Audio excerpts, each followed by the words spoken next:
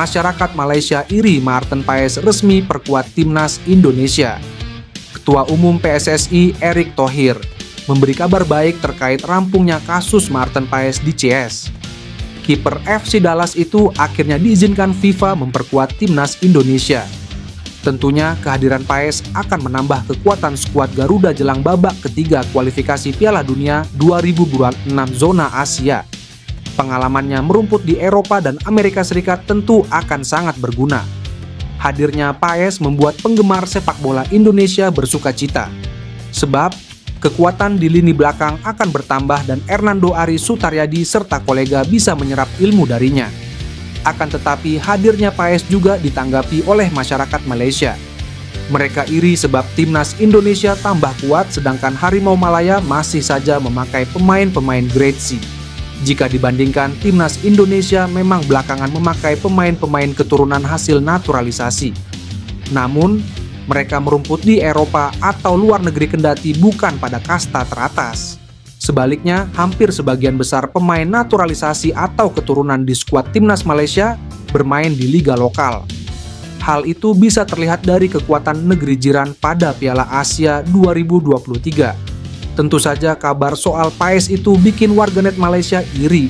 Sebab, kiper berusia 26 tahun itu bermain di MLS, salah satu kompetisi papan atas di benua Amerika. Dikaitkan dengan timnas Indonesia, bek Ajax Amsterdam yang sedang dipinjamkan ke PIC Zwolle, Tristan Guyger, mengaku sudah dihubungi PSSI. Kabar itu disampaikan ex-pesepak bola asal Indonesia yang pernah bermain di Belanda, Yusa Nugraha. Ia ada kontak dengan PSSI, kata Tristan Guyger.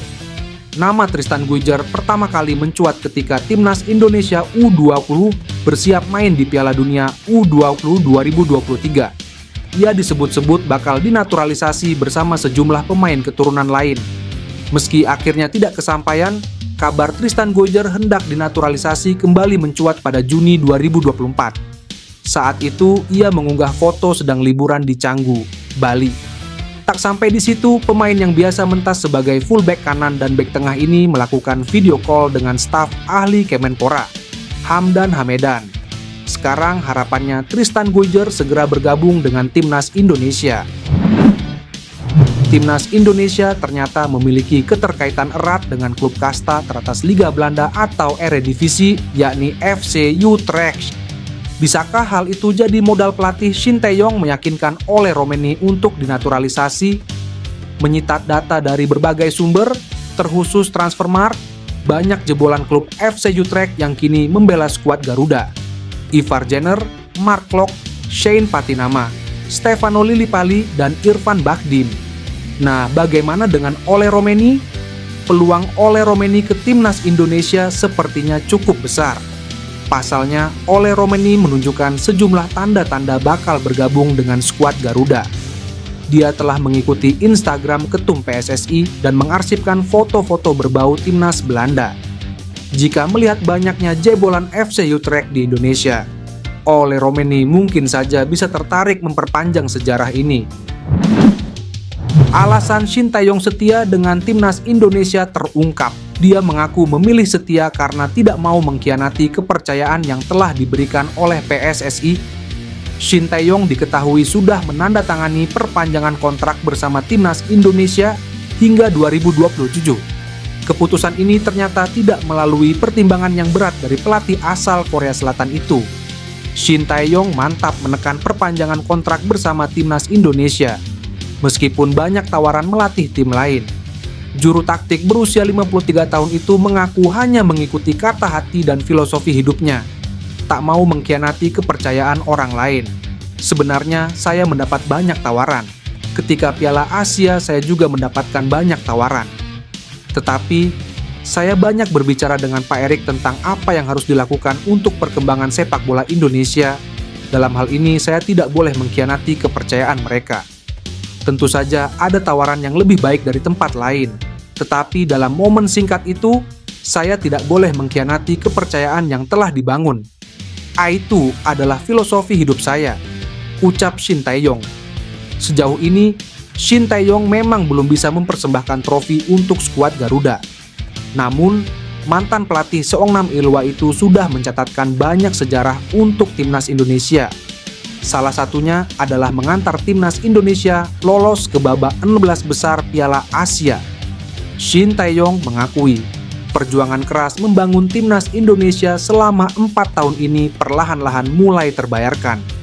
Proses naturalisasi pemain keturunan masih belum akan berhenti. Belakangan ada 2 nama yang muncul ke permukaan. 2 nama yang dimaksud adalah Kevin Dix dan Ole Romeni.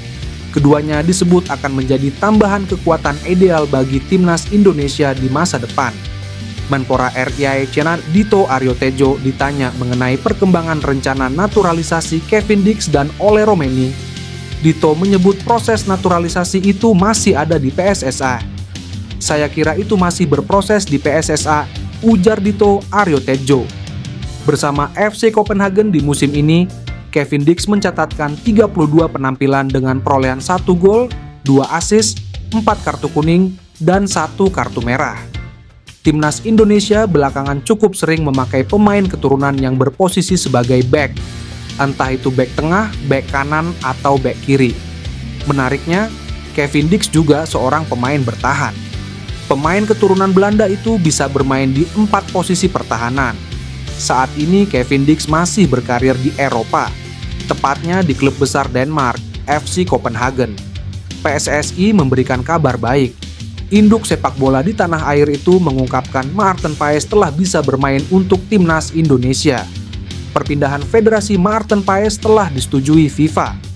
Kiper berusia 26 tahun itu telah resmi menjadi warga negara Indonesia, WNA, sejak April 2024.